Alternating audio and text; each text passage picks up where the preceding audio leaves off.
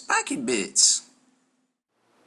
Okay folks, well here it is. Here's the new Apocalypse 2.0 reboot release for 2013.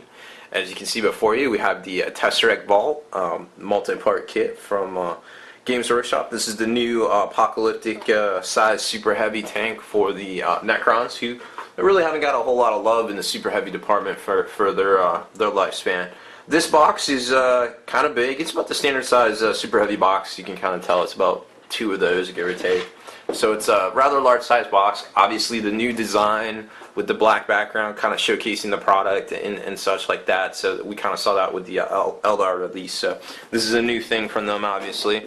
It doesn't come factory, doesn't come shrink wrapped or anything like that. So it's very easy to get into. They got these little like, kind of like, you know, like it's a toy kit. Like you flip these up so you can kind of, apparently you need to have special hands to do this. And then you kind of slide out the tray and you get your little sprue tray there to kind of keep track of everything all together. And it's obviously a bigger kit. You know, we usually see these 5 or 6 sprue kits for the larger kits, and that's quite a big undertaking as far as a company goes to make a plastic kit and do this much stuff. So let's take a look at some of this stuff here.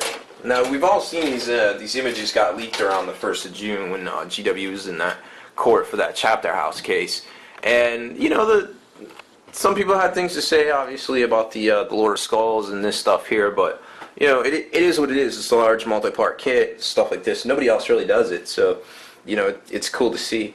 So then here's you basically have 4 of these, which forms the 4 corners obviously of the kit. It's got the little Tesseract Guardians and then the interior detail here, and then you've got the caps to the top, pylon kind of thing, and then you've got the wires and such going to the captured Satan, and then you've got the extra parts here for this stuff, for the build out of the Vault Guardians themselves and things like that. So it's a pretty cool sprue, and obviously it didn't cost them as much because there's, what is it, 4 different, 4 identical ones in this kit. So they kind of saved a little bit of money there, making it like all symmetrical.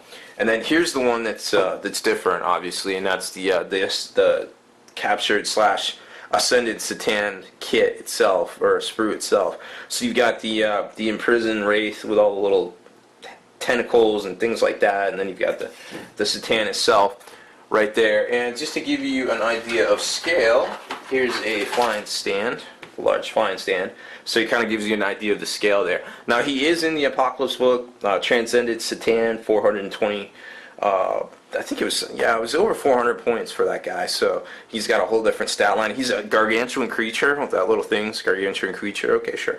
I don't know, but it's there. And here's the pylon parts and things like that. So it's kind of cool to see just kind of what they could do with this kit. It's got a flying stand. Then you've got your big fold-out guide to putting it together for both versions, the Necron Obelisk or the Tesseract itself, Tesseract Vault itself. So that kit's pretty self-explanatory and easy to review there because, like I said, they kind of took the easy way out and duplicated some sprues, which I totally don't blame them.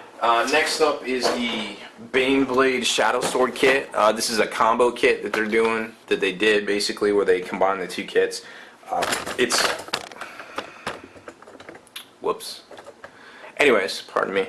It's basically the same kit, just 2 of them in there, so I'm not even going to show you that, because if you're familiar with the kit, you've seen both of them, and that kind of gives you the idea of what you get in there. You get the Shadow Sword and the Baneblade, So basically, this kit was like 8 different kits, I believe, so then you've got all of them together. So you get, what, like 9 or 10 different kits, plus a tank commander, which is kind of cool. Now I'm not sure if there's a lot of people out there that already have this, so I'm not really sure if it's worth it for some people. But if you're getting into it, it's definitely worth it. And then here's the one everybody's talking about, the big Lord of Skulls kit. I had to put it sideways because it won't fit on the camera the other way. Anyway, so that's just how big this box is. Obviously, it's a big kit, and opinions are torn on it. But I wanted to show you. I kind of wanted to show you. I took a look at the kit. Like how it goes together, and what's neat is this top assembly structure of the torso, the chest, and the arms actually attaches onto this cannon here. So what you can do is actually, if you wanted to change it up and mount this on something, like, I don't know if you saw some of the posts I've been doing, we're experimenting with some different legs and stuff to put on them. You could actually put some sort of turret or some sort of conventional tank structure right here and make a whole different like variant, which would be kind of cool to see. So that being said, let's take a look at the kit, because this is oh man, this thing's kicking butt. Don't they know that guys don't have fingernails? Like, how are we supposed to get into this stuff? Here we go. Alright, so here's our slide out tray and tons of new screws. So let's throw that in there. So as you can see, there is some redundancy. Like, obviously these two screws are the same because it's got the blood vault kind of things on the back. These are the little side. I like to call them dualies because I guess if you're, I'm not sure in other countries, but in America we have these things called dualies where, you know, like a pickup truck has 2 sets of tires on the back, so a total set of 4 tires on the back, 2 tires on the front. So they call them dualies. There's, you know, just for driving around the ranch or the farm or whatever, just getting into ruts and out of things and stuff like that. So I kind of feel like these are like front dualies, because if you look at the kit and you turn it around, that's how like a pickup truck, a dually pickup truck in America would look. So that was kind of interesting to see. Obviously these tank treads here are really wide and go over, you know, the assembly there. So it was kind of cool stuff in here. So we took a look at those 2 screws. Oh, and then there's the big what is it, the big pistons as well here for and then the tops of the blood vats and things like that. So pretty cool screw. It looks like there's actually 3 of these, which I don't quite understand, to tell you the truth. Maybe this is 4 of these. Well, that's weird. We got 4 of those in this kit. I'm gonna have to read the instruction book now a little bit more carefully and see if that might be an error. Here is the actual Lord sprue itself, where you can kind of see the torso, the shoulder pads, the arms. Then you got the axe haft and the spine, some of the smokestacks, and the cupola here for it. And then here's the big sprue, where you get the dozer. The front armor plate, another shoulder pad, some of his backpack superstructure.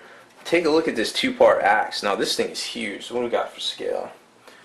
Nothing handy, but so just to give you an idea, that's probably a good 3.5 inches tall. So it's probably about the same size as the Dread Knight's sword. So that's pretty respectable. Then some of the armor platings, things like that, exhaust stacks. So there's that. So let's take a look at this instruction book, and I wanted to show you this anyways. Just because I kind of wanted to show you how, like, some of the conversion potential for this thing. Like, say you don't like say you want to make your own kind of like version of a tank. So here's the sprues that we got multiples of, which is basically supposed to build this like reverse dually structure I was talking about. So there's that, and it looks like, oh well, that's why they just kind of put like a plate that covers them up in the back, and then you put that dozer on the front, and that's why. Huh. Well, so the GW and their ingenuity figured out how to make a how many screws a kit is this? A 6-sprue kit is actually only three screws. So they basically had to spend half the cost to make it work, which is good, because these things are expensive to tool up and make. So that's a very interesting call on their part. So there you can kind of see what I call it's 4 sections of that. So this could really lead to a lot of conversion opportunities where you might not have to build this superstructure and actually take 4 of these and make something else kind of completely different than what they're intending. I will have to play around with that some. So like I was saying, right here is a good look at it. Alright, so here's kind of like the cannon assembly with the front and the back, and before you put the blood vaults on and things like that. So you're supposed to put the torso on top of here, but instead you could just kind of mount right here. Instead of mounting that cannon, you could just mount your own, you know, whatever you want to do. So that's a pretty cool idea. So just keep that in mind before you lock yourself into making something that you might not agree with the look on or something like that. You could definitely make some sort of crazy skull tank itself. And then there's where, you know, obviously it's supposed to look like. So that's just some interesting ideas for it. So there's that. Those are the big 3 apocalyptic kits, and I'm going to cut this video now because it's almost 10 minutes long before the bumper, so we're just going to cut it now. I'm going to review the terrain pieces and the rule book and some of the templates as well in separate videos. So just come on back click on the next link in the series here. I'm MBG. Thanks for watching my video. Spiky bits.